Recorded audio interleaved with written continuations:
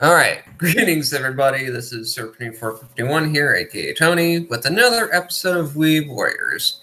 And joining me this week is Jordan, and hopefully Jay will be coming in as soon as he possibly can. How's it going, Jordan? I'm pretty good, pretty good. One major complaint, Crunchyroll has been just straight messing with me for like the last week and a half. So I haven't been appreciating that. But beyond that, I'm good. Yeah, that struggle will always be real in most people's cases when it comes to the things that we love to watch. But before we start with this week proper, we should probably, well, I should ask your opinions on the finales for last week's shows, specifically Hinamatsuri and Comic Girls, since I pretty much took care of reviewing those finales myself. But I would like to have yours and Jay's thoughts on them before this episode ends. Yeah, so I guess I'll start with Comic Girls because that's the one freshest in my memory. I really liked the last episode. I appreciate personally being a fan of Chaos John that they were able to give her that sort of they were actually able to give her a win, that nice W after so many L's. I think that she worked really hard and that she deserves everything that's come to her and that her art has really improved. I honestly was questioning why she was a professional comic book artist given having only seen her storyboards, because they're sort of, I mean, they're not terrible, right? Like, I'm not going to sit here and pretend that they were the worst things I've ever seen. Hell, I probably couldn't have drawn them.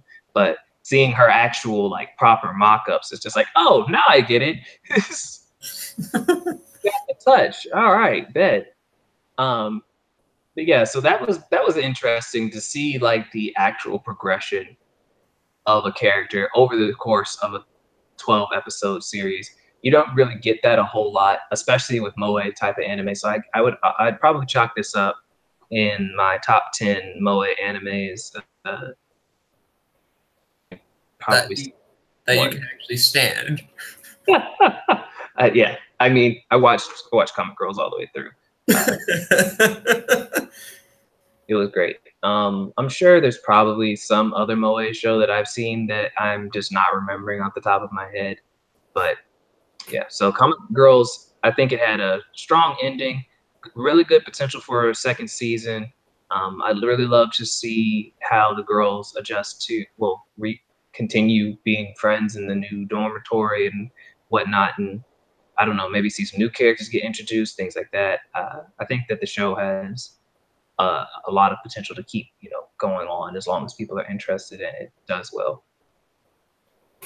Transitioning from that to Hinamatsuri, I think Hinamatsuri ended really strong halfway through the final episode, and in the second half, I didn't care anything about whatsoever. It was funny.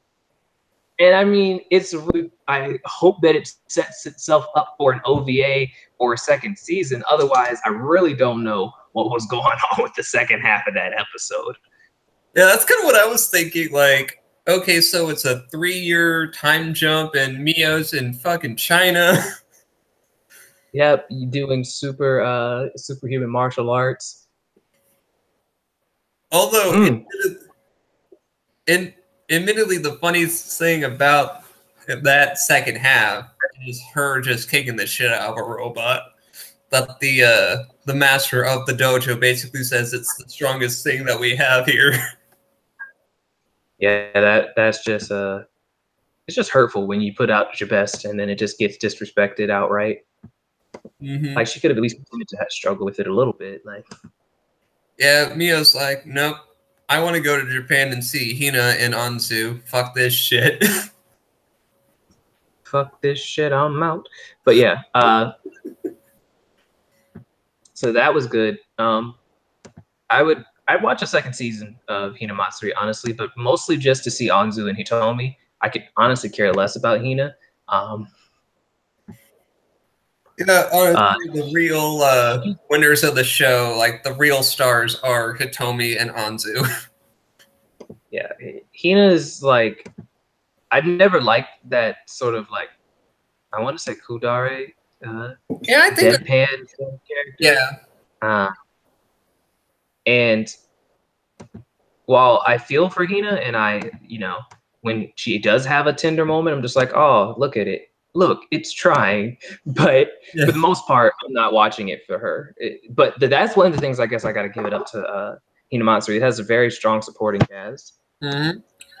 Yeah, both shows had a lot of heart to them, even though they're meant to be shows of respective genres, like moe and comedy. You actually get to feel for the characters involved, these two stories, which is rather enjoyable. Yeah, honestly, I think the entire series took an upswing in my mind within the Anzu story arc really started to develop, because yeah, she's honestly at that show as far as I'm concerned. Everything she did was just so pure, especially that when she ended up staying in Nita's for the weekend because her adopted parents were at a hot spring. Oh I'm yeah, just like, wow, okay. like, oh my god, like this adorable child. Why do you have to be a spray of sunshine that makes people smile and happy? And then reminded that Hina is just the worst. Yeah, just the epitome of selfish children. Yeah, so that was funny. Also, they really tried with Hina and the damn ice sushi. Oh yeah, those poor kids. Although, what was really funny that everything about like the first half with Hitomi, Hina, and those two friends of theirs getting lost up in the mountains. Admittedly, it was pretty funny, but you could tell that Hina didn't put up with their shit when they said, "Oh, you must be delusional. You must have finally gone crazy saying that you have psychic powers and shit." I would think the same thing. True. Hitomi's slap was strong though. I was not expecting that resonance. I was like, "Oh, she wanted you to snap out of it immediately." Mm-hmm. That's for sure. But yeah, I give both series in conclusion 4.5 out of 5. They were very solid animes, and just so people know, I never give them Right. I'll give you 5.75 if you just blew my absolute mind. But there's nothing that's flawless. Like even my favorite show, Tengen Toppa Gurren Lagann, still 4.75 because even though it made sense, I did not want Nina to die. And they didn't need to do Simone like that at the end of the series. I get that he had already accomplished everything he wished to accomplish, but him being a hermit on the beach while the rest of the people are flying in space and whatnot, benefiting from all the hard work he put into it. You know what? I digress. It's still a great series. Still a great series.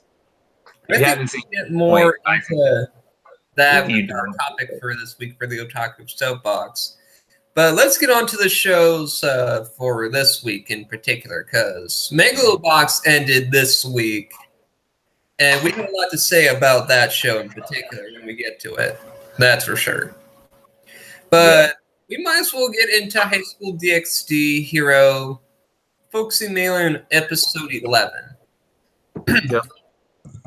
So essentially what happened in episode 11, we see the latter half of the fight for the rating game between Sayaorg and Rias.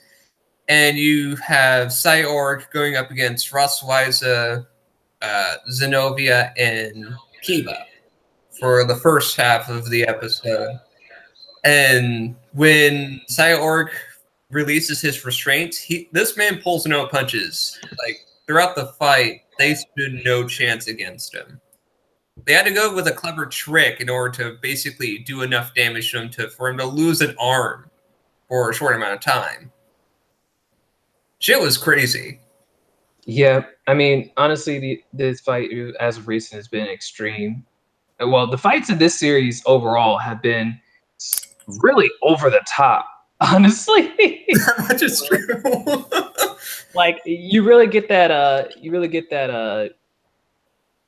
almost like high level shonen power creep sort of situation where it's just like, wow, we can't scale this any better, right? Like Issei back in, I want to say episode 6, 7, is out here using the Welsh Buster Kid and warping dimensions.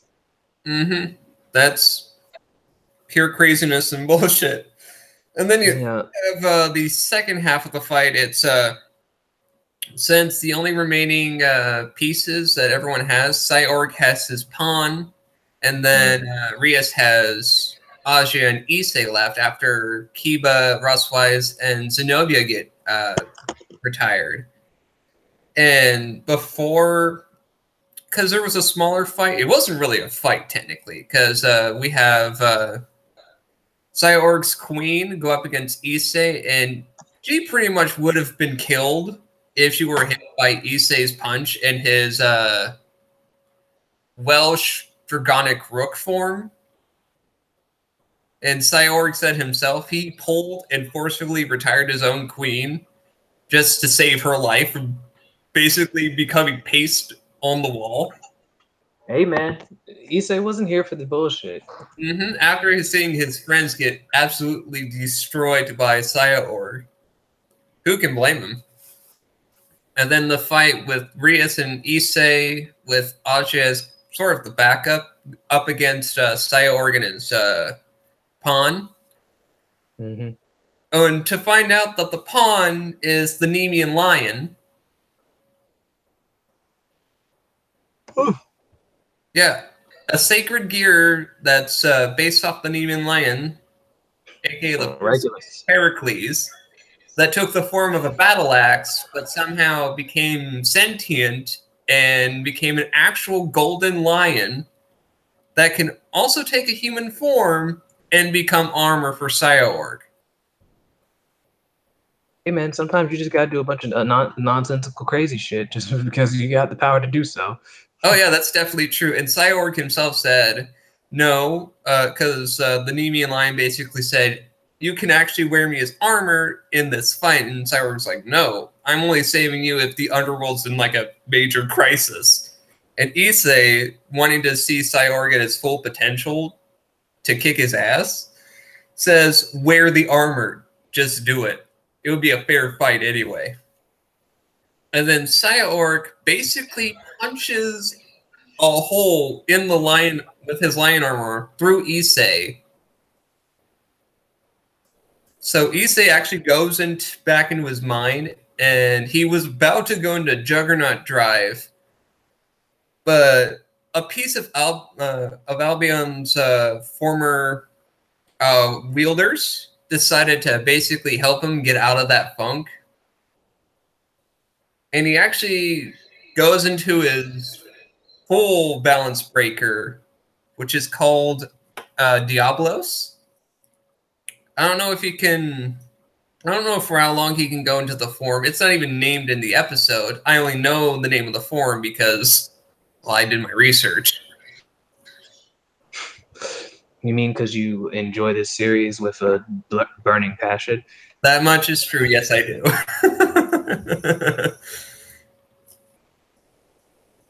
Yeah, and it's also funny just to hear just a whole bunch of people shout boobs at the top of their lungs to make sure he comes back to life. Yeah, I mean, but also, that's just what I mean, like, how to put it. There's, it defies words, honestly. The entire premise I found funny in the first season and then the second season. Now they're just like, yeah, no, he's the boob dragon. Titties power him up in the literal sense. This makes sense in our universe. Like, let's not even question, you know, we got God from the Bible and Abaddon and demons and angels and fallen angels and all manners of other gods and beasts. And then we got the titty dragon. Yep. Perfectly makes sense. Yep. Perfectly makes sense in this world. And it also makes sense for the titty dragon to be a popular tokusatsu hero in the fucking underworld.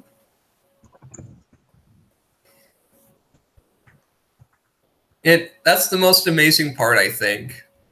That the Opie Dragon is basically a superhero in the underworld, and it's amazing. Yeah, I'm just like, okay.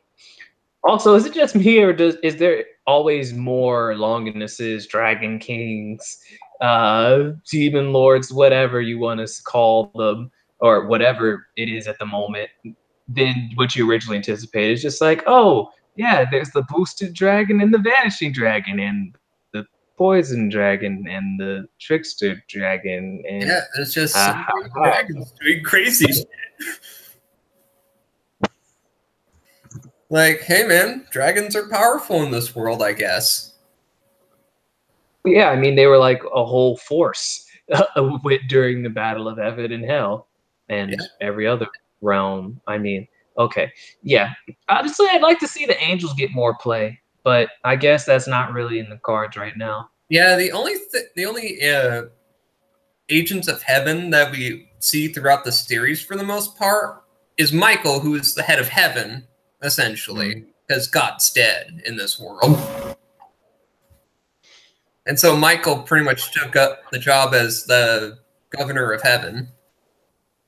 And Erina, who is a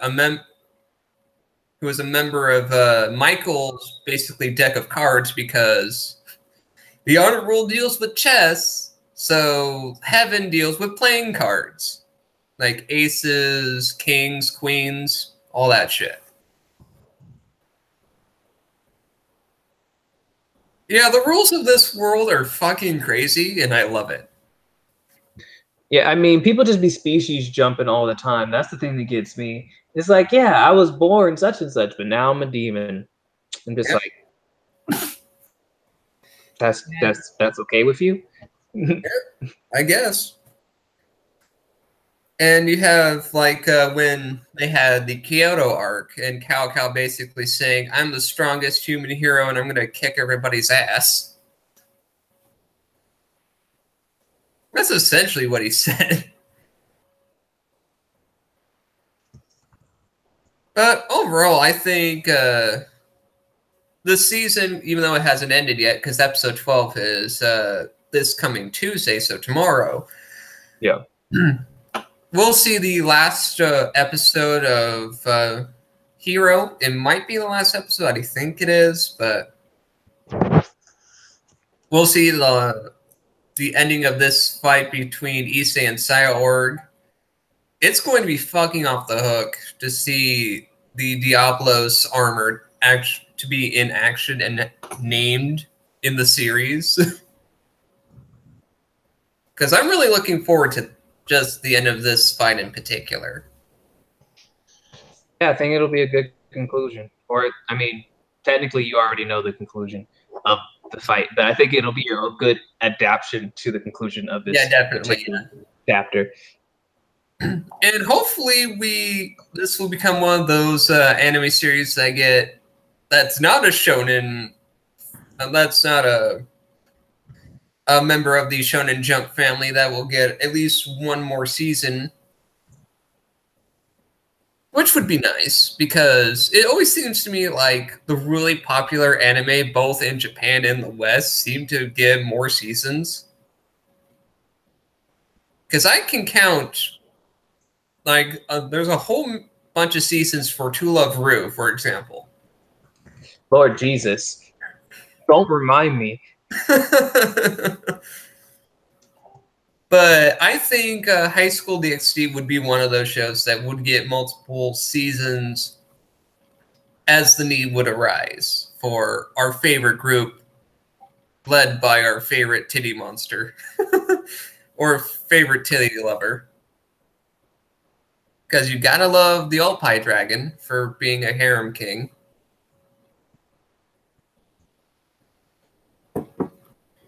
Well, but I'm looking forward to actually watching the episode tomorrow, so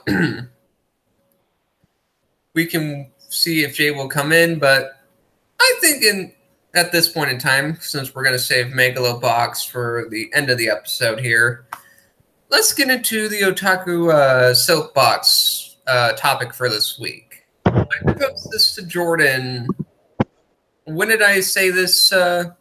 Jordan, when I proposed this topic when it comes to? I want to say last Sunday. Yeah, I think so. It was last Sunday, but it was going to be anime endings that we felt were satisfying, that wrapped everything up perfectly, and the ending was the logical conclusion for what we saw. So I mean, off gate, um, a lot of things that I considered to be a satisfying ending, as in things occurred in a logical series of events. I wasn't thrown off or thrown for a loop for any particular reason, and I think tied it up rather nicely. Are honestly a lot of the sadder animes, right? Things that end sad oftentimes have pretty strong conclusions, oftentimes with finality of death. So off the top of my head, we have Plastic Memories, Mara Romantic, Tengen Toppa Gurren Lagann, uh, Tengen Toppa Gurren Lagann being my number one favorite anime of all time, and conclusion that is very neatly tied up. Megalobox, which we'll discuss more about that. I think that was a very neat, and I think that was a very tidy ending to things. Yeah. My brain keeps wanting to say Angel Beats because we knew it was going to happen and it happened, and then we get that nice post credit scene where we see them having been resurrected in the next life. So it's just like, oh, but yes. What else? A lot of things just don't end properly, right? It's sort of hard. Definitely. I can agree with you there. Well, for me, I think the one series, like, I have a few that come off the top of my head. One, for example, because I knew this was going to be the case when I watched it at first, Your Lie in April, I thought it had a very satisfying end, personally. Because even though I know what was going to happen at the end, it still was satisfying to me. Like, I knew of the big plot twists before they happened. I'm like, Kaori's gonna die, is she? I'm like, yep, she is. Like, well, what can you do? And if anything, another series that I thought had a very satisfying ending, at least to my memory, was Toradora.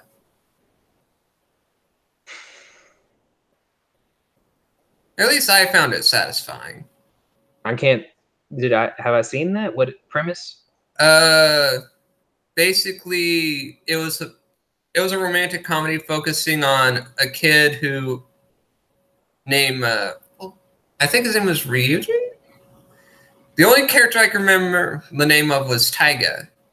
Ah, yes, I know exactly what you're talking about. I watched it in English, so I don't know it by its Japanese name. But yes, yeah, also very good. Toradora is its Japanese and English name.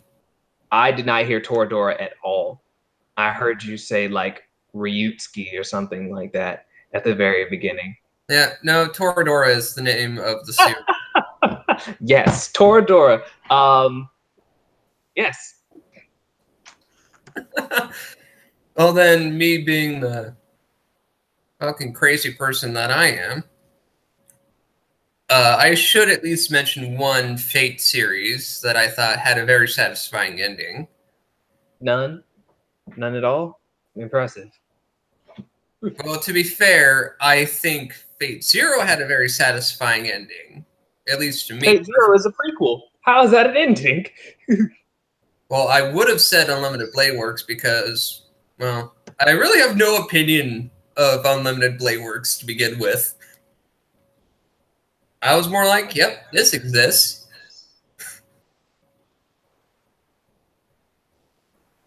And here's the reason why I think Fate Zero, even though it is a prequel, had a very satisfying ending because it led up to the events of Fate Stay Night, which, even though it had a predestinated ending, the way we got to that ending was satisfying. And that's kind of what I think.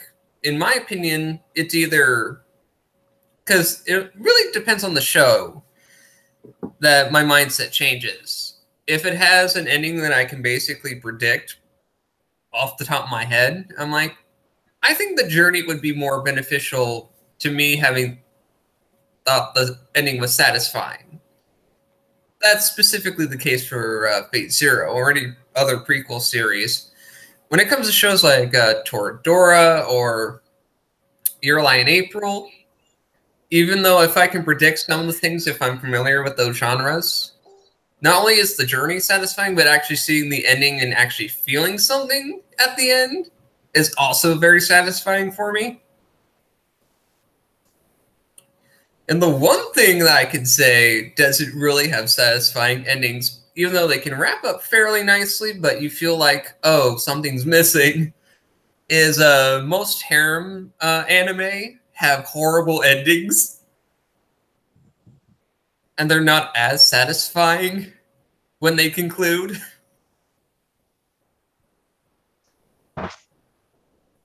But hey, that's just me.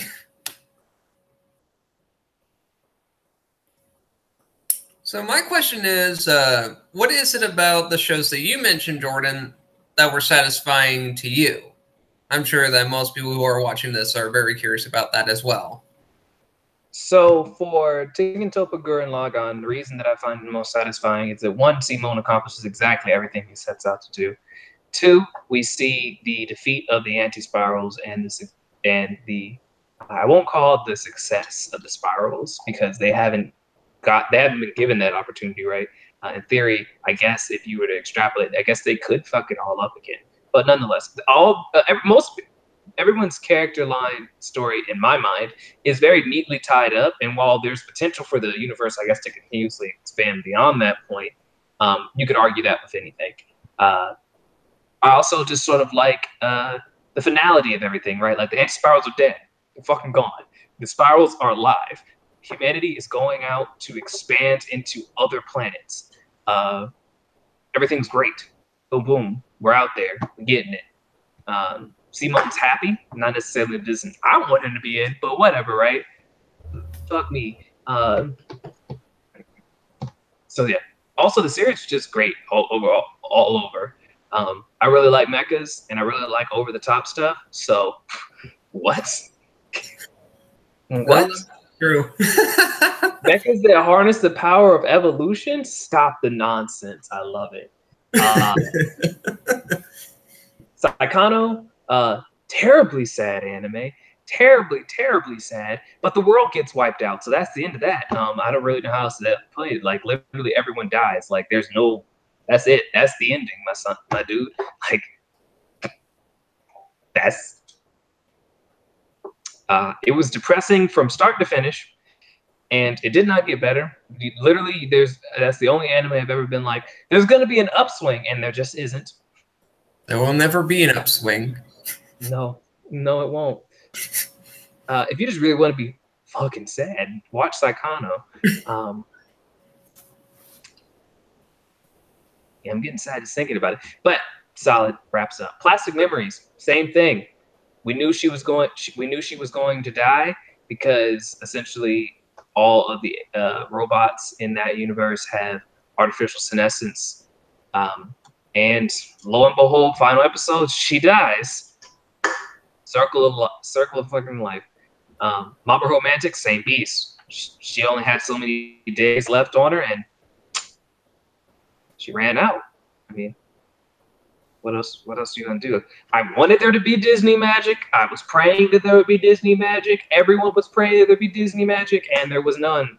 There was none. It was not Disney. It was Dark Souls. Yep, it was Spirit of Unadulterated Sadness.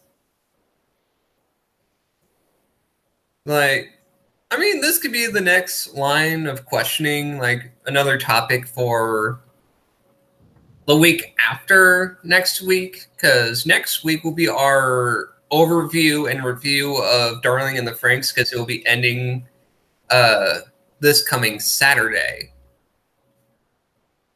So we can talk about how much craziness it can be condensed within 24 episodes when that rolls around. Because everything can hinge, like as you were mentioning with Gurren Lagann, with your love of just pure craziness and mecha anime. I'm really looking forward to your thoughts on how Darling in the Franxx is going to end. Honestly, I couldn't predict that. I mean, I know we're going to discuss it more, but I couldn't begin to tell you how Darling in the Franxx is going to end. But I'll discuss a lot more of that when we get into the museum breakdown. Definitely. What else did I say was had a good, solid wrap-up ending? Well, I think off the top of my head again, one anime that I seem to really enjoy consistently, I find the ending very satisfying, is... What was it? What was a really good anime that I enjoyed? Even though it pissed me off, but it still was a satisfying ending for what it was. What was it? It was an anime basically with the Neighbors Club. Haganai, I think it's called, like the shortened form of it, which I will pretty much call it. It's personally one of my favorite anime of all time. It's essentially when the Neighbors Club is kind of disbanded and Yozora goes off on her own on a journey. Even though it upset me that Yozora didn't get her time to actually tell what's the fucker's name? I forgot the main character's name. God fucking damn it. What is this again? Haganai. I actually have the manga. I was about to say, does it have another name? It has a very long, complicated name that I just can't bother with actually saying it. Bitch.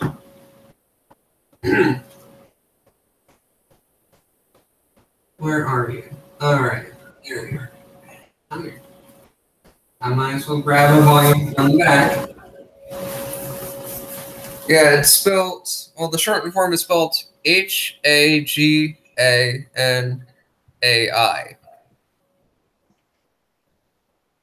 It's this crazy shit. Ah, I've seen this. Yeah, I thought its ending was very satisfying, even though it pissed me off. I don't think I'm familiar with its ending. It was basically the thing that I mentioned. Yeah, no, I mean, I hear you, but is that like its ultimate ending? Yeah, because it only got 2 seasons. True, but I mean, it has a no, it has a single light novel. It's a manga adaptation. There's a lot of adaptations. It had a 2-volume. No, it had 2 mangas. One's still going. Yeah, no, it's still going. Yeah. When was the last one released? It's ongoing. Although they had a very large pause. No, it seems to be they're only releasing 1 a year. Jesus Christ. Yeah, that's some craziness. But I think another. Oh, how can I forget? Fucking another great anime that I really enjoyed, had a very satisfying ending to me, was My Love Story. That was a really good, satisfying ending to me because we actually got to see the progression of a relationship that actually stayed. And in most shoujo manga, or sometimes in shoujo anime, you have like crazy bullshit that loves to pop out of fucking nowhere. Well, I mean, my dude did have to jump out of a multiple-story window after he rescued a bunch of girls from a burning building. But I will agree with you. It is. I won't say it's like I won't say it's a satisfying ending. I like the series. I thought it came to a strong conclusion, but I could watch another season. I agree with you there, but for what we got from My Love Story, it was satisfying to me. Like, I felt satisfied enough to for the anime adaptation that we got. I mean, it was a 24 episode long adaptation. They covered quite a bit, like the first 9 volumes of the manga. Which I own, by the way. Yeah, I mean, it's interesting that it's concluded. I wonder how much of the manga was animated in respect to. I think it was up to, I would say, at least volumes 1 to 10. So there's still 3 volumes after that point. Yeah. Which, it would be really cool to have another, like a second season of My Love Story. It would be amazing. But for what we got, I was happy with. Yeah. Goddamn. Honestly, it really just depends on, I mean, 3 chapters, I guess 3 episodes would be enough to finish up that. But I doubt very seriously there's any market appeal for it. I agree with you there. I think. And honestly, I think that's one of the hardest things to accept. Oh, the K series wraps up everything. Now I remember of another series that tends to pop up every now and then, but only one of them, at least to me, had a very satisfying conclusion because of its utter insanity. Fucking Tenchi Muyo GXP. I found it satisfying of an ending because of how fucking absurd it is. True. I mean, because that's kind of the thing at the end of the day. Like, some endings we deem satisfying because it gives us an intended reaction. Like, sure, there could be some anime that ended horribly and the other person thought it was a satisfying conclusion to all the events that transpired. But overall, I think we pretty much agree on a lot of shows that we have seen had very satisfying endings. I think Daimao was. Oh, Demon King Daimao? Oh, sweet Jesus. Oh, sweet Jesus. That fucking thing. Oh my goodness. I mean, he said he was going to become Demon King, and he became the Demon King. I mean, there we go. I don't know what else you want there to be. Like, that's it. Yeah, and then my favorite anime of all time, Destiny of the Shrine Maiden. Admittedly, its ending was okay. It was a good ending. It was satisfying to some extent to see the final mecha battle against the robot personifications of the Kusanagi no Tsurugi and Yamato no Orochi. But all in all, I think it was okay. And plus, I got to see, that was my first, it was my first or second foray to watching Yuri anime. My first foray into Yuri anime was Strawberry Panic, which I have yet to finish to this day, after being introduced to it many years ago when I was in high school. I don't think that you should, honestly. I mean, I got up to episode 12 or 10, I think, until I stopped completely. What are we talking about now? Oh, well, welcome, Jay, because we're in the middle of the Otaku Soapbox currently. Okay, so what's the topic? The topic is the endings of anime that we found satisfying. All right, that's easy. Fullmetal Alchemist Brotherhood, because they find the first one sucked so much, and the like no. Look, I'm not just shitting on 03 FMA. I'm just saying, like, the studio had no idea what to do with the ending, so they took a bunch of pieces and just meshed them together.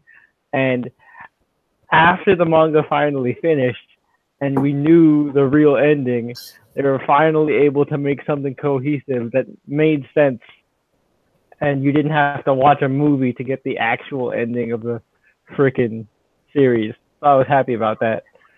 Well, I'm not gonna give them too much of a pass, because honestly, I understand that you weren't going to be able to get the accurate portrayal of the ending of something that doesn't exist, right? Just like I was going to give an example, but I don't give them a pass on a lot of things that they did either. Either way, but you could have at least made the ending make sense. Like, damn. Yeah.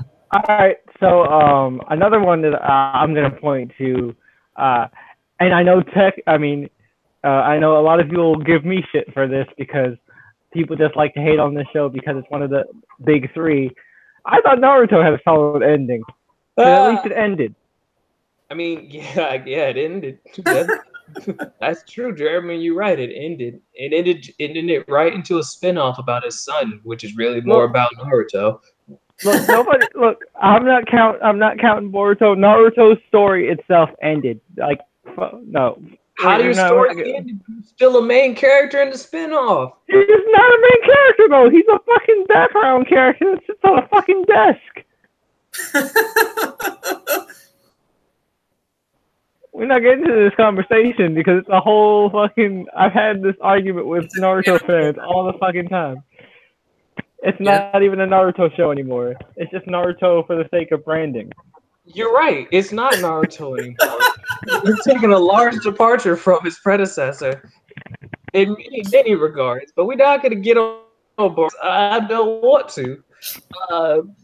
But I guess my main concern is that I feel like Naruto reached that power creep level where it was just like, you know what? Fuck it. So to talk about power creep for a second, Naruto had a problem with power creep when they essentially introduced fans into Naruto, because you cannot tell me that the Susanoo shit was not basically just a fan. I mean, if you want to really talk about that. But all in all, also, Jay, we did this earlier on in the episode. I got Jordan's opinions on the shows that ended last week, which were Hinamatsuri and Comic Girls. So pretty much give your thoughts so we can play catch so when we can talk about the shows we have left. Hinamatsuri is again, I think it's probably the best comedy of this entire season, like of the summer season, in my opinion. Technically, I don't know. It just has. It's technically spring. Summer is what we're doing. Oh, okay, yeah, okay. So it's the best comedy of the spring season. Then I always lose track of like which season it's technically a part of because it carries over. But yeah, no, I feel like this was the best comedy of that season because, like, again, we've mentioned it in every episode we talked about Hinamatsuri, but like it has this perfect balance of this weird deadpan comedy along with like a lot of fucking heart. And I think the only way that this show could work is the art style. If the expressions didn't look the way they did, like the jokes would not land. I can agree with you there. Like, I don't know. I felt pretty satisfied with how the story ended. I don't remember in Comic Girls did fucking Shoujo Girl and Shonen Girl get together? Because if that didn't happen, they did not. Yeah, see, then I'm not entirely satisfied with Comic Girls because I was rooting for that. But whatever. Get it together. But Kyle-chan actually did like succeed in her goal to actually make. Oh yeah, no, I'm happy for her because like she was a mess the entire time and she finally learned to believe in herself and like achieve her dreams as a manga. So like obviously I'm happy about that. But like in terms of like my favorite characters that I liked and wanted together not ending up together, I'm still, that still leaves that kind of hole for me. Your shipping mindset pretty much got denied. I mean, yeah, like that always sucks. Okay, I'm not gonna deny it. That's always a factor when it comes to that's always a factor when it comes to satisfaction for me in anime. If there is a relationship aspect and that like ship isn't satisfied for me, I'm not gonna be entirely like this was like I'll always be like, oh yeah, this was great except for this part. Like I'll be like fucking like Bleach, right? Bleach I'll always go back to and be like, I liked a majority of Bleach except for the filler and the fact that Ichio and Rukia never got together. Oh, sweet Jesus. Is that really a point of contention for you? That is a point. Yes, it is. Yes, it is. But me and Corey are the only ones on the same page here. I don't know if Corey's watching this. I know Corey agrees with me. Here's the thing, Jay. Inherently tell you that you're wrong. Jay, when I talked about the endings of Hinamatsuri and Comic Girls last week, I pretty much took a jab at you jokingly when I did Comic Girls. How so? Because I knew for a fact you weren't going to be happy because your shipping mindset was going to get in the way. I mean, yeah. I mean, happy for cows. I'm just not happy for them because, like, Koyomi deserves that. Like, Koyomi definitely deserves that. And she's my favorite character on the show. True. Like, Koyomi. But nothing has indicated whatsoever. Yeah. That why can't I think of her name? Tsubasa and Koyomi. Yeah, Tsubasa is a lesbian. Or bisexual for that matter. That much is true. Yeah, Nothing has indicated that. Or at least maybe I'm not a shipper or whatnot. So I don't turn just casual things into obviously sexual things. Like, Okay. I'm trying to think of it. Maybe when she said, "Don't tell Koyomi that I put my hair down," like maybe she's concerned about her opinion of her. Maybe that indicates some ways, but I doubt it. I doubt it highly. I doubt it very seriously. I don't know, man. Like that again. Like that's all. That's always going to be a factor for me in terms. Just admit it. You're a Moe Yuri fanboy. I'm not. I never denied that at all. Like, who says I'm hiding anything? I will fully admit that I'm a Moe Yuri fanboy. Yeah. Well, I freely admit that I go after a lot of Yuri stuff because I'm a fan of that shit. No one's denying that statement. I mean, and it's Pride Month, man. I gotta, you know, show my support. Yeah, I mean, yeah, you know what I mean. It was Pride Month a couple days ago.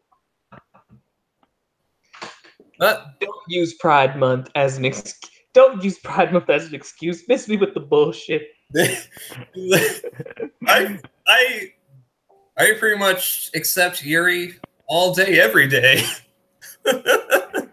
I mean, I have no problem with like yaoi shit either. I just turn away with the sex shit. Yep, it's pretty much if you want to do that, that's all. If a relationship is good, I don't care who the partners are. I just care about like the chemistry and whatnot. Yeah, but I just always enjoy couple dynamics, which is why like I found Koyomi and Tsubasa interesting. Not just because they were lesbians, just because I thought like they were cute. Like, which is understandable. It was 60% they were lesbians and 40% well, potential lesbians and 40% because they were cute. Let's call a spade a spade. Yeah. All right. Listen. Fair point. Okay. I'll concede to that. But all in all, I was about to say, like, literally, we can go back and look into the recordings. You called her obvious lesbian and lesbian girl, like, all the way back a few months ago when we first started doing Weeb Warriors. So we knew exactly where your head was. It wasn't cute girl. It was lesbian girl. Yeah. Yeah. Okay. But so we talking about Megalobox yet, or we're saving that to the end here. So okay. I made sure to save Boku no Hero for you, Jay, and for myself as well. Oh yeah, so I want to know. Yeah, so I want to know now that you're caught up. What was that experience like for you, Tony? Honestly, with seeing the show beforehand, like the first season, it wasn't too difficult for me to get back into the swing of things. Mm-hmm. And I'm like, all the stuff that I didn't get the chance to see, like season 2 and currently season 3, I'm like, yes, this is fucking amazing. See, and being a comic fan, I especially just that's why I love this show more than most shonen that I've watched, because I obviously Horikoshi is a huge Western comics fanboy, so there's a lot of that influence there, and it combines a lot of elements that I love from shonen and I love from anime, with like the classic elements of like a Silver Age / like Bronze Age comic. Yeah, it's pretty much indicative because the mangaka not only loves anime and manga, but also Western pop culture. Mm-hmm. And learning about the mangaka for Boku no Hero is actually very fascinating. Dude, he's fucking awesome, and I love the fact that he's like, yeah. So he comes out and straight up says, he goes, yeah, I based Deku off of Deku off of Spider-Man. Yeah, I based Deku off of Peter Parker, and Bakugo is essentially a combination of Flash Thompson and Eddie Brock. And you took a lot of inspiration from Akira too. Yeah. And anything, my favorite. A little bit of Naruto too. Like essentially Bakugo is just Naruto, but a sociopath. Yeah, and essentially my favorite fights in the series, this is like in descending order of how much I enjoyed them. The fight between Todoroki and Deku. Todoroki is my dude. Like that's my favorite character. Let's see. The fights that happened during the training camp arc, specifically the ones with Muscular and Mustard, were standouts to me.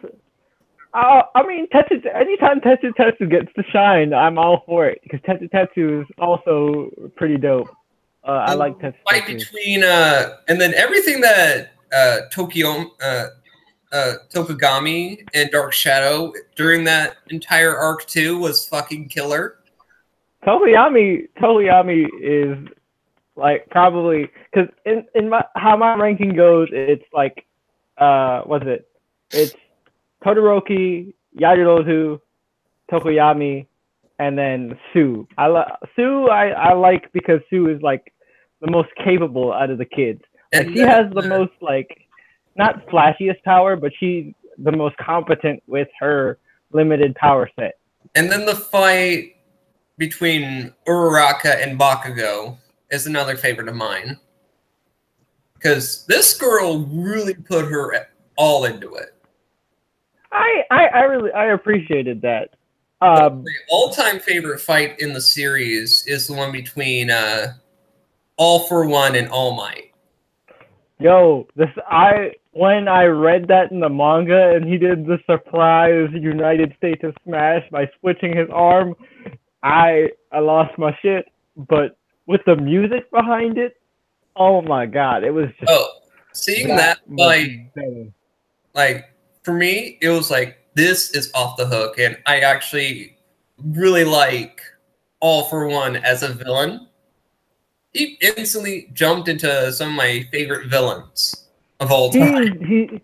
He's definitely up there, and I love when he's just like, when he explains that Shigaraki is Nana Shimura's grandson, and he literally goes to Alma and is like, "Oh, come on, you know that's some shit I would do."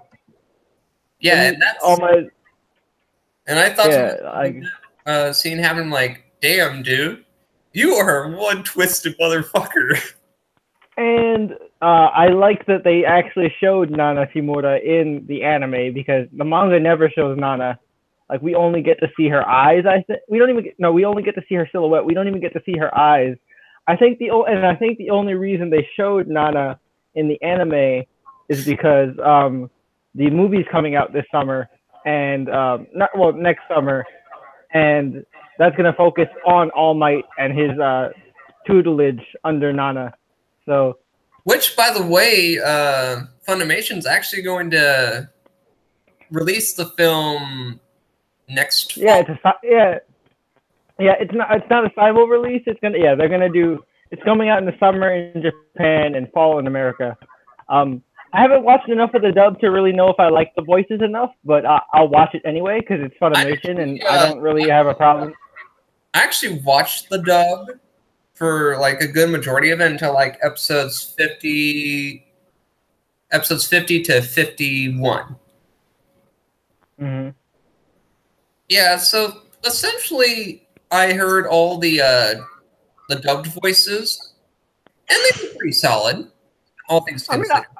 I like them for the most part. The only one that I don't really like is Deku's for some reason. I don't know why Deku's bothers me, but I don't like Deku's as much. But everybody else's is okay. So Tony, I got to know your opinion on this now that you're fully caught up. Who in your opinion, who is the best girl of Class 1A? Best girl of Class 1A? You want my honest opinion? Yes. Are you about to say like Acid Girl or Invisible Girl? Because like I can point you because Invisible Girl has a surprising amount of hentai for someone that is completely invisible. Wait, it's actually let's take a pause there. Actually, the funniest thing about my best girl, because I have two different candidates, because Uraraka falls into a category that would be typical of me to pick for best girl. Mm-hmm. But for some reason, because I don't remember her civilian name, but I know her hero name, Earphone Jack. For some reason. Oh, Jiro! If you read the manga, Jiro has a big part in the music festival arc that comes like not right after this, but like the arc after the second arc after this. So it's probably going to be in like season 4. But Jiro is great. You get to, especially when you get to know more about her family. She's awesome. She's got like this. I like that she's got this like almost British punk kind of thing to her. I kind of did that too. Like for me, why I like Jiro as a character so much is that her aesthetic is very interesting, and she is. She also has a really dope quirk that she can just like, amplify the sound of her heartbeat and turn herself into a sonic cannon. Yeah, which I find very interesting with the final exams. She got paired up with Coda, I think is her. Which is an interesting pairing because they both have sonic-based abilities, but Coda doesn't really use his because he doesn't talk, which makes him kind of useless. Yeah, true, but when he actually gets the motivation to use his quirk, it's actually quite awesome. And, fun fact, Coda's English voice actor is the voice of Tomo from Heaven's Lost Property. Or one of the Hitachin brothers from Ouran High School Host Club. I'm blanking on the voice actor's name though now for some reason. When I first heard that, I'm like, oh, okay then. Although by far one of my favorite characters in the series has to go to Ida. I really love Ida as a character. Because for me, he's just really amusing. You still there, Jay? Are we having a bit of media silence here?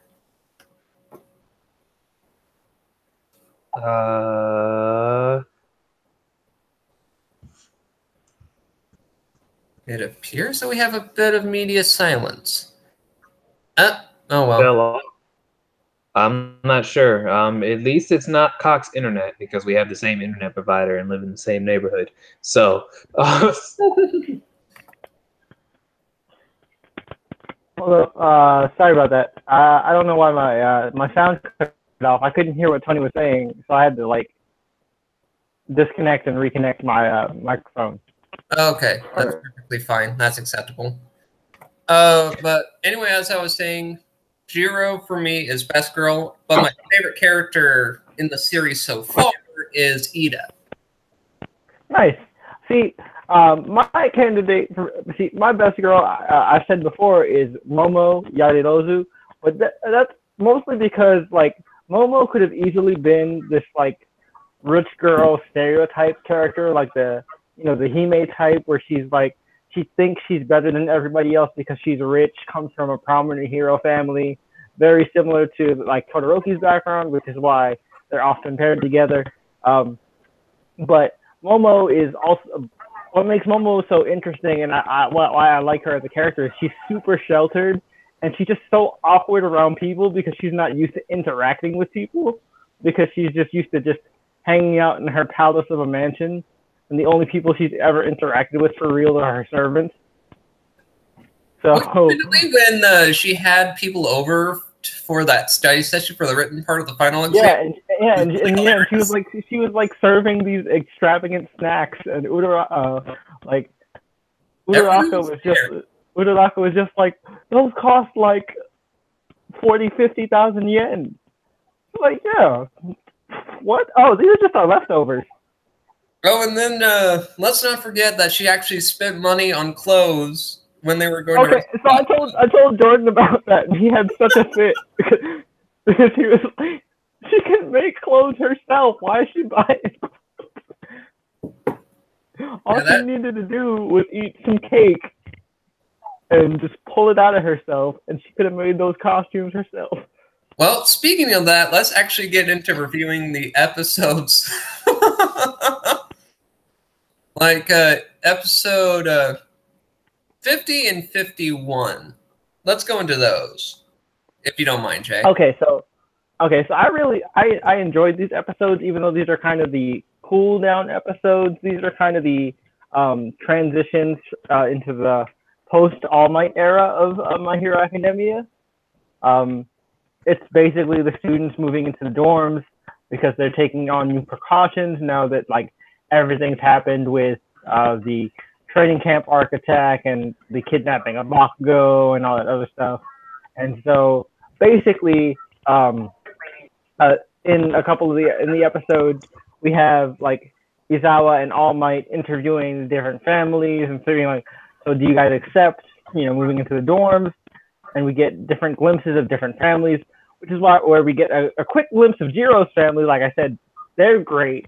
You get to see more of them in the music festival arc, but they're fantastic. I especially love Jiro's dad because he's directly inspired by Mick Jagger, but he's just like doting. He's like this doting, like super overprotective, like super involved. Like, I want to cheer my little girl on as loud as fucking possible, and I can do that because I have an amplifier org. So he's pretty awesome.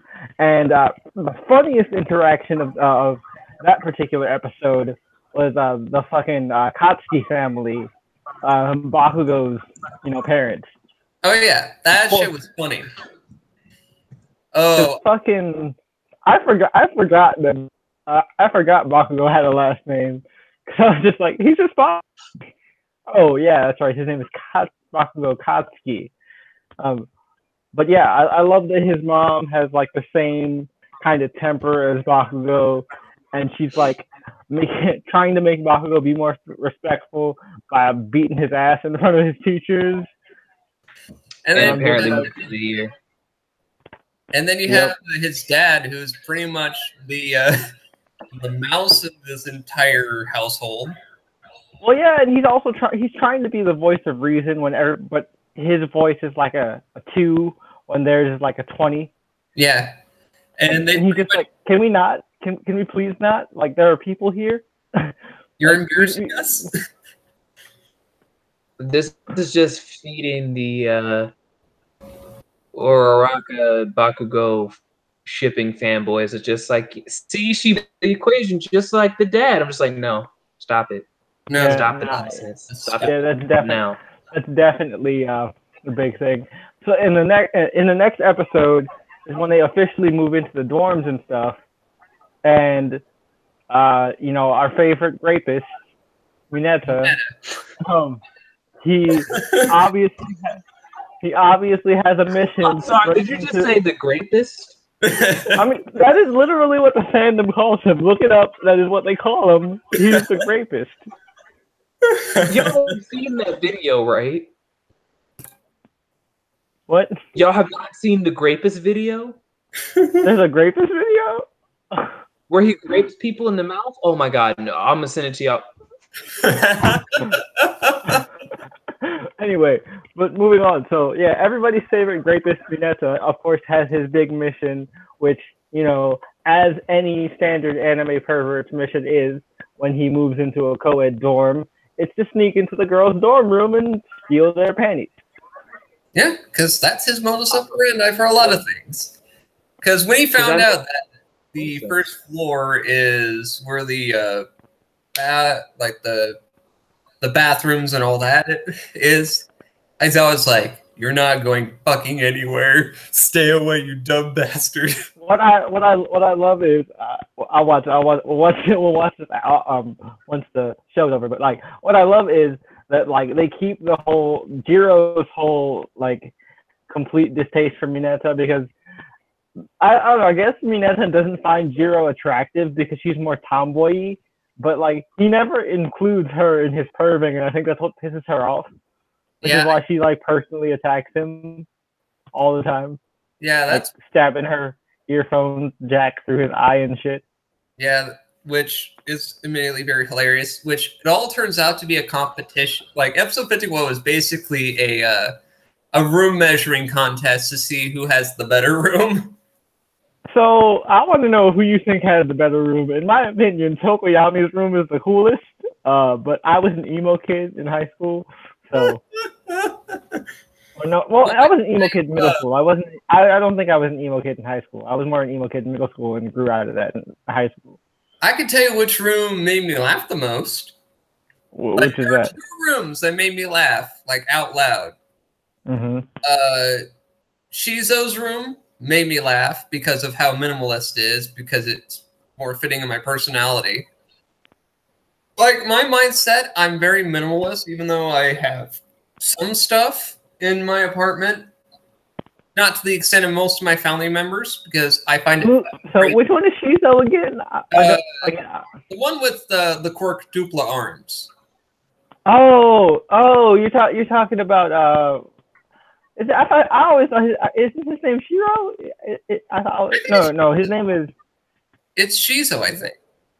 I thought it was Shiro. No, I've been saying Shiro this whole time. Hold on, I'm looking this up. Pinnacle Man. No, he's definitely his name is Shiro. But you're talking about the guy who can make multiple arms. Yeah. Yeah. His room is minimalist. I find it very interesting. The biggest dude has like the smallest room. And then again, Tokoyami's is extremely fitting of his personality. I liked his. But by far the funniest, like in terms of the boys, it's dupla arms. Yeah, it's his. But out of the girls, fucking Momo's room is hilarious because all of her shit is fucking huge. I love Momo's room because she's struggling so hard because she's like, this room is the size of my closet back home. Where the fuck am I supposed to put my stuff? And then by far my favorite room, because it amuses me greatly, is fucking Kaminari's room. That's Electric Boy, right? Yeah, that's Electric Boy. Yeah, Human Stun Gun. I like his room because of how gaudy it is. Yeah, he is extra. He's very extra. And also a complete idiot if he uses too much of his wattage. He's that guy. He's that one guy who just likes to show off, and he doesn't realize he's doing too much. Yeah, but the end of the episode for 51 and 50 for that matter had a lot of like emotion packed into it. It's definitely like it definitely has.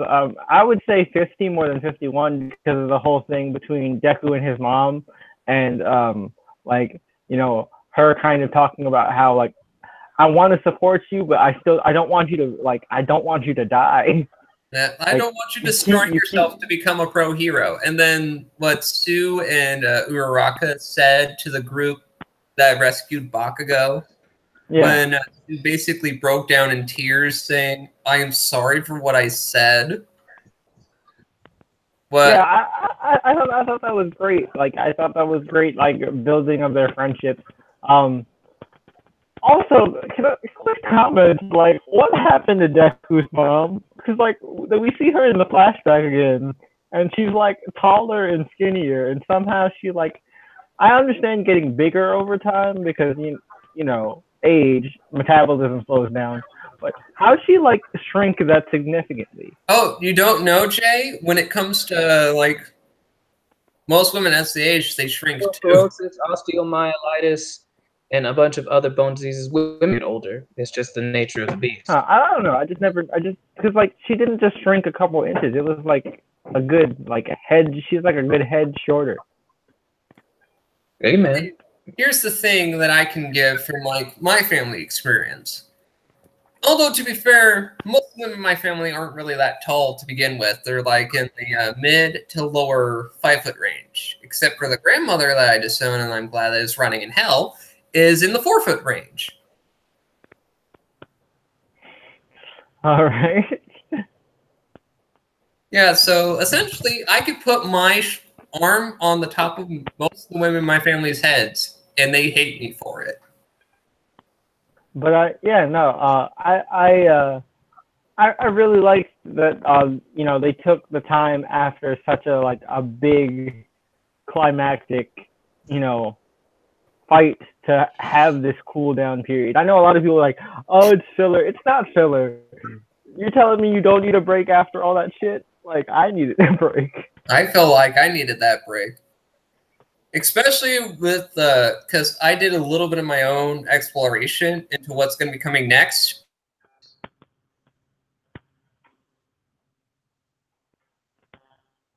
Did I freeze? Neither did Tony freeze. Okay, no, Tony froze for a second. Okay, I was wondering if that was me again. No, if I froze for a second, I apologize. Like, Jay, hopefully you know what I'm referring to, because shit's going to get even crazier after this small reprieve. Trust me, I know. And, like, me and Jordan talked about it because Jordan accidentally read part of in the manga, because Red Right's one of his favorite characters, Kirishima. Oh, yeah. Yeah, and Kirishima gets some big playtime coming up. Oh, that's cool. At least I know what the major villain for this particular arc is, and I find him very interesting. He's really cool, and I love. I mean, I'm not gonna spoil who he is, but like, if you're a fan of like Victorian era steampunk stuff, he has a plague doctor look, and it's fucking dope. I just like this villain because of his personality and his motivation for being a villain. I find so interesting. I think it's cool because it's not because he's a foil to Deku, but not in the traditional way, like foil to Deku that like Shigaraki is. Like, yeah, and I feel like what's if there's any villain that like was just Deku is a step away from becoming, it is this guy, who I'm not gonna mention because you're just gonna Google it if I mention the name, and you're gonna spoil yourself, and I don't want you to. Yeah, good thing I know who this guy is anyway. So, but yeah. Anyway, but the one thing that I find very interesting is that once the villains got a little bit more screen time, Shigaraki in particular, I kind of view Shigaraki as Deku's arch nemesis, much like in the vein that All Might has All for One. He is Deku's arch nemesis, and also I like that their personalities are similar as well, because Deku is this calculated fanboy who's always about strategies, and Shigaraki views everything like an RPG, so he's also very tactically minded. Although Deku kind of is more calm minded, where Shigaraki is a petulant child. And a bit unhinged. You know, whenever he loses, he just fucking bored. And as Deku progresses and gets stronger, Shigaraki gets stronger too, because he learns from the mistakes that previous villains had. Like with Stain, he learned how to have something to motivate him as a villain. And then with the villain that's forthcoming, he learns a very valuable lesson too. I liked the League of Villains Vanguard Action Squad. Toga is still my favorite because, again, Harley Quinn. I'm a big Harley Quinn fan. She's essentially the Harley Quinn of My Hero Academia. So yeah. And Twice I think is hilarious because I don't like Deadpool like that, but I think Twice is fucking awesome. And with that, I think we can wrap My Hero talk up for now, and let's get to like the pinnacle in our darling child for this show, fucking Megalobox. All right, so who wants to start jerking the show off? Because, man, wait. Well, I guess since I'm the host of the show, I should probably get things started. Megalobox ended with episode 13, and it was the anticipated fight between Yuri and Joe. And this was a long time.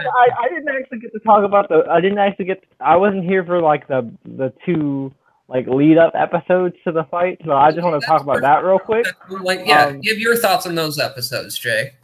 Yeah, so I did not expect Yuri to remove his gear.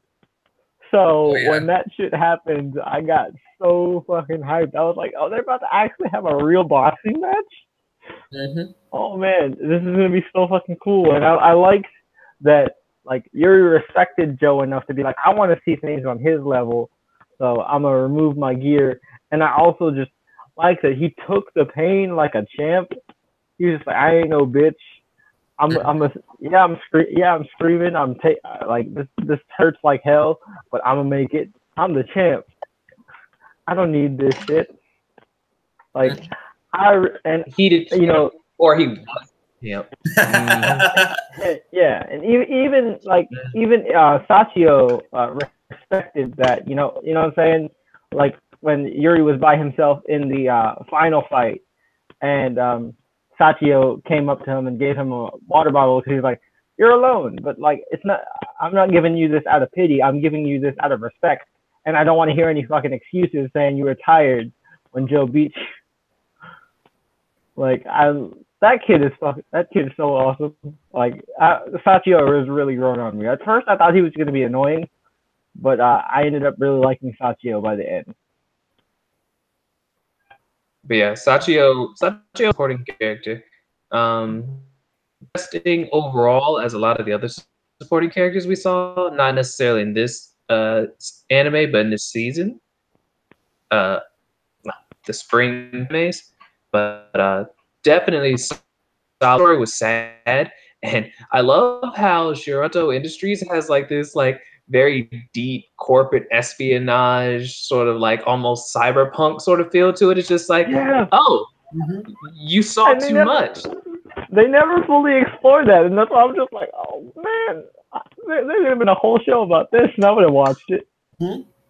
Honestly, I think that a lot of things in Mega have been explored more. Not that they made a bad anime, but very good at keeping its message very honed. And the message is Joe has come to beat Yuri. Nothing else in the show matters.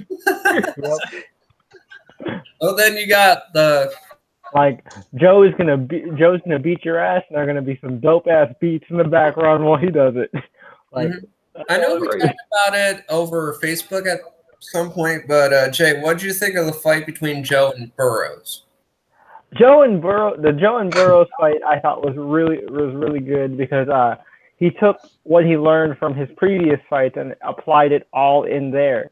Like the timing he learned from the fight with the shark guy, baiting out his opponent, which he learned from Aragaki, like psyching them out, like the psychological warfare aspect.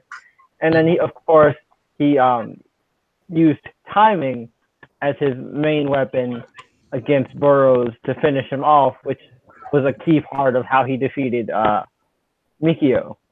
Mm-hmm. So I like that, like he used a lot of the different elements. He removed his gear. It was nice to see him. Yeah, that was cool, and I like that. I like that he got to keep the dog. I like that the dog was a good metaphor for both Joe and Yuri. Like the fact that the dog was able to approach Joe without any hesitation. Like, because the dogs are always generally good judges of character. So I thought that was a cool touch. Nanbu, I'm really happy for Nanbu. He's got his gym back.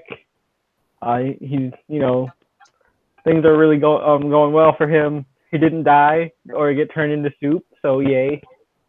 True. Just can't see. He just lost his eye. It's just the eye. Yeah. Now he's blind, but who gives a shit? But anyway, with this fight, but the Yuri and Joe fight in this episode, and how many rounds was it, Jordan? Refresh my memory. I want to say it was either 10 or 11. I want to say it was 11. It was 13 rounds. 13. It was 13? Mm-hmm. 13. Oh. Nice. Fucking 13. That shit is absurd. Yes. It was fucking absurd. A standard boxing match is only 12 rounds. Shit. Yeah, they went into overtime for that shit. But anyway. Definitely worth it. Oh, yeah. And then the final blow, we didn't actually get the chance to see it. We only had jump cuts to other stuff. That's the part where I can understand why some people say that, the Megalobox ending was just all right, because you don't get the satisfaction of seeing the finishing hit like you do with the other fights that we've seen previously. Mm-hmm. I don't think you really needed to, because the fact that he won is enough. At least for me. I don't know if I could speak for you guys, but at least that's how I felt. Honestly, I thought I guess maybe I would have liked to see that final con sort of irrelevant, like. Mm-hmm. Because it would have been cool to see, but then it would have immediately been undercut by and then there would have been a celebration and whatnot, and then anything after that would have felt sort of like, all right, well, let's end the episode, right? Mm-hmm. As they did it, it sort of captivated your interest in the post story. You watch all the way to the end. Yeah, and you wanted to know what was going to happen. And leave it to your own imagination to kind of speculate who ultimately won that fight. And then at the end, with that final title card, we have our boy Joe, 7 wins, 4 losses. Undefeated. Mm-hmm. I came in the champ, I left the champ. Oh, but honestly, Jordan and I pretty much agree, and I'm sure you might agree with us too, Jay, that this show ending was very satisfying, at least to us. That's kind of why I brought that topic up in particular, is because this ending inspired that topic. I definitely agree that this was satisfying. Because everything that we've been building up to and talking about with this show has led to this, and they didn't add any extra. They didn't have any extra fat, right? They knew what they wanted to accomplish. They got it done. They did it well. They know what works for the show. They played that up. They brought everything home that we have come to expect from Megalobox, and then turned it up to 20 for one last time. And now I just got to make sure to get that soundtrack, because I'm going to miss those. Oh, yeah, because the one song in episode 12 that was kind of an interlude song just cutting to between Joe and Yuri training before the big fight in episode 13. Basically describing them as two beasts wanting to just kill each other. Yeah, I like that one a lot because it's a good display of the contrast between them and similarity. But I think this show was going to be... It's on my list of my favorite shows of all time, by far. I don't know if it makes the all-time list, but it definitely makes my favorite in the last 5 years or so. Sure, it doesn't. This show doesn't break my top 5 personally, but it's going to be on my favorites, on my favorite anime list of all time because of how much I really enjoyed the show. Oh, definitely. I mean, like I said, it's one of my favorites from the last 5 years or so, but I wouldn't put it on like all time. But it definitely has one of my favorite soundtracks of all time. Like it's up there with Bebop, Champloo. Like those two, Bebop, Champloo, and Afro Samurai are my 3 favorite anime soundtracks of all time, and Megalobox has definitely made its way up there. Oh yeah, instant classic. I honestly think Megalobox is gonna go down in history as one of those like go-to untouchable, irreproachable. Because what I like about it is like you cannot tell what era it was made in. A lot of like when I was watching it with my cousins, because when I was in Florida, and we were all watching it. My brother came in and he goes, "What are you guys watching? This looks old." And I'm just I'm like, "No, this is new. It's only been going on for the past couple of weeks." He goes, "Are you serious? This looks like it looks like it was made in the 90s." And I'm like, "I know, right?" Like, gotta love the 90s, man. Again, like they knew how to capitalize on nostalgia perfectly for this one, but it wasn't like just nostalgia for nostalgia's sake. You know what I'm saying? Yeah, definitely. Also, I'm super glad Joe stopped wearing those white pants. Yeah. Or maybe I just stopped noticing it after a while. I'm not sure.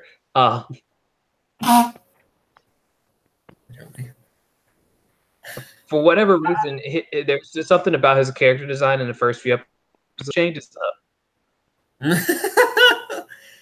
Yeah. No, I definitely agree with you on that one. But he was solid all the way through. Also, just as like a very small side tangent of another reason why I like this show, I get that Joe is supposed to be of some Asian descent, but he just felt so ethnically ambiguous with his like curly hair and like the darker skin tone. Yeah, and his mixture of facial features that don't really define him as anything in particular. I was just like, the fucks with it.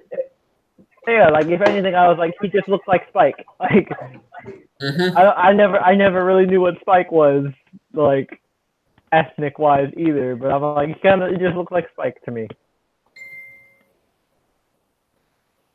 But yeah, no, I really enjoyed it. I also like that they didn't go the stereotypical route of having the chick from Shirato Industries and Yuri be a thing. Because, I mean, they kind of imply it, but they never, like, do anything with that. And I'm glad they didn't add a romance. I think the romantic subplot would have just been really forced. I think that's what I'm saying. I think I like the respect, admiration sort of subplot a lot more because it really showcases that whatever for each other are not necessarily no, but they're definitely platonic. Yeah, I think they had like it shows more. I feel like it gave more depth to their relationship than it would have if it was just a strictly romantic thing. Yeah, definitely. Also, if it was romantic, it would have been super messy. Oh, yeah. I totally agree with you there. Like, I'm not trying to listen to a breakup drama during the last battle. Like, no one cares. Yeah, no one needs that. Definitely. And she took the dog too. You know that's all. You know it's extra sad when you take the dog in the relationship out. Like, let me just. Yep. speaking from personal experience, that's super heartbreaking. But I think with all that, we can end the episode here. We are going to miss Megalobox and watching it every week, but we have summer 2018 to look forward to. But before that, actually, what I wanted to talk about before we left. Okay, cool. And for summer, here are some potential ideas of things that I'm considering that we pitch for Weeb Warriors. I guess we would call this we're in new seasons, but the things that I propose that we watch are Overlord Season 3, Fully Coolly Alternative. Yes, I'm already watching Progressive, so definitely watching Alternative next. Isekai Shoujo no Dori Matjutsu. Long story short, a guy ends up being transported into a video game, very typical arc, but instead of being the hero, he is the demon lord. oh, that Nice. one. I was thinking about watching that one. Okay. Yeah, the manga. I'm super ready for the first episode, and it drops in 2 days. Excited for that. There's a bunch of Moe stuff that I will let y'all pick out because I don't have an opinion on it one way or another.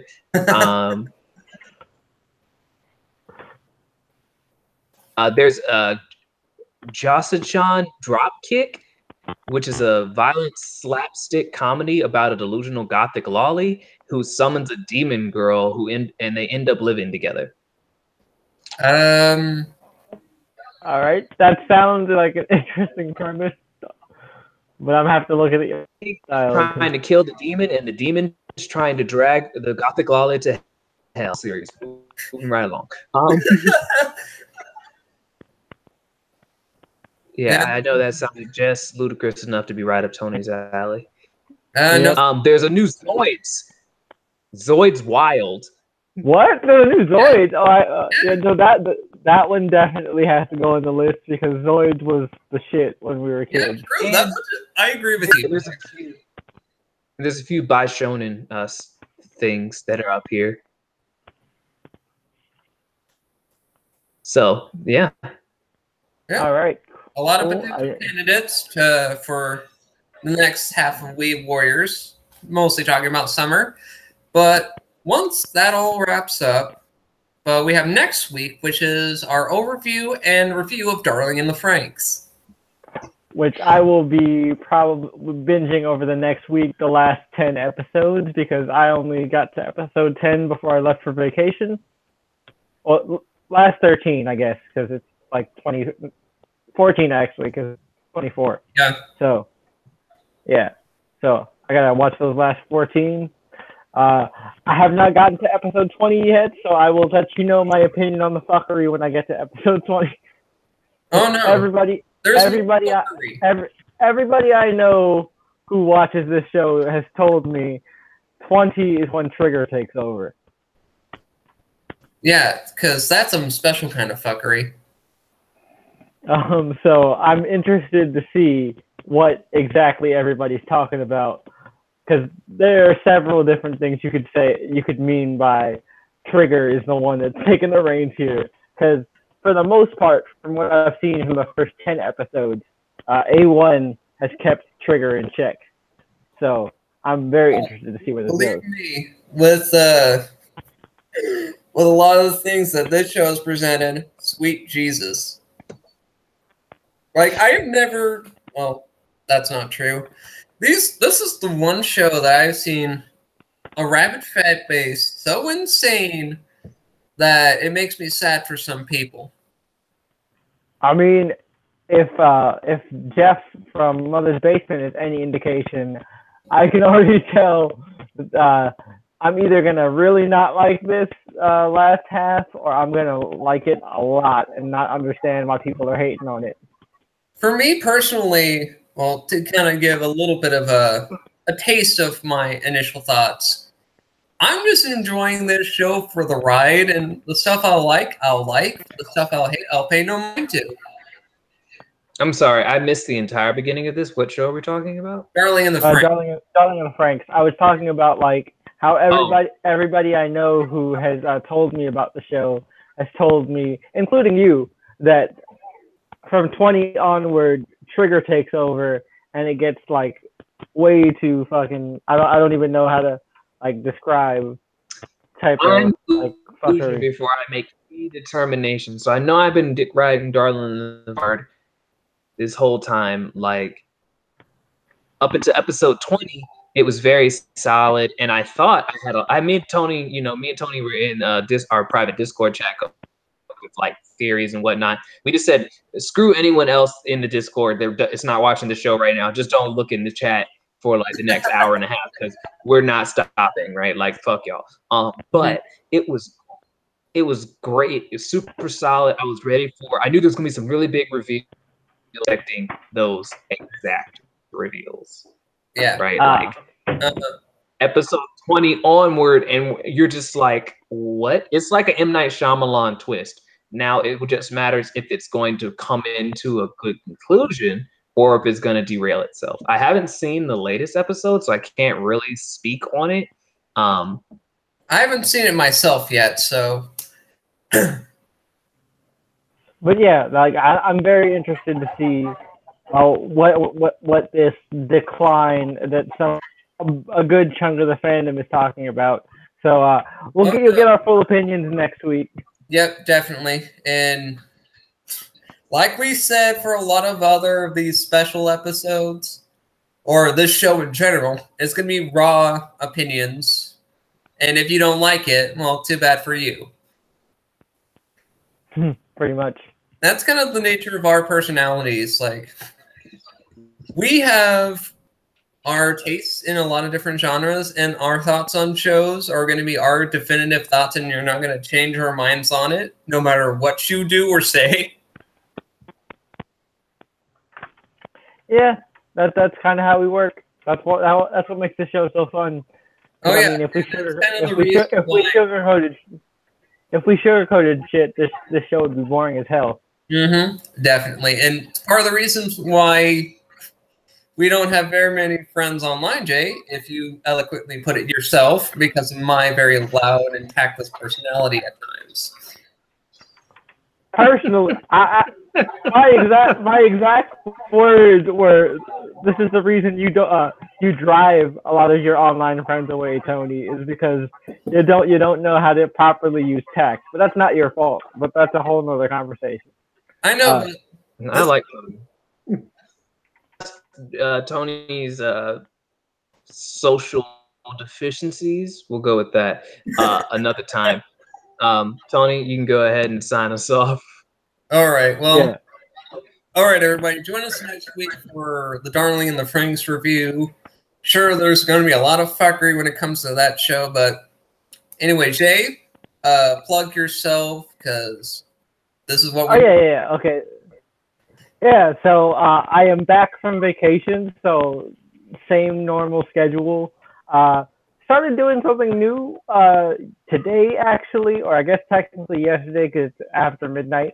But I decided I'm going to start doing music reviews, mostly hip-hop and R&B stuff because those are my two main genres.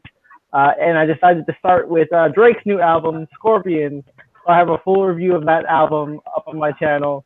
It was pretty fun. I did something different than the usual album review format that I've seen on other music channels because I took my own take on it. That's interesting. And other than that, the usual stuff. Cloak and Dagger on Thursdays, Handmaid's Tale on Wednesdays, Fooly Cooley on Saturdays, technically Sundays because it's Saturday midnight. And then Power. Since Power is back, I'm going to be reviewing Power Season 5 on Sundays. Check all those out. If you missed any of this and just want to see what I'm doing, follow me on Twitter at Mr. J's Reviews. All my social links are in every one of my video descriptions. So just check those out if you want to know what I'm up to. All right, and then with that, it concludes another episode of Weeb Warriors. Catch you guys later. Peace. See you.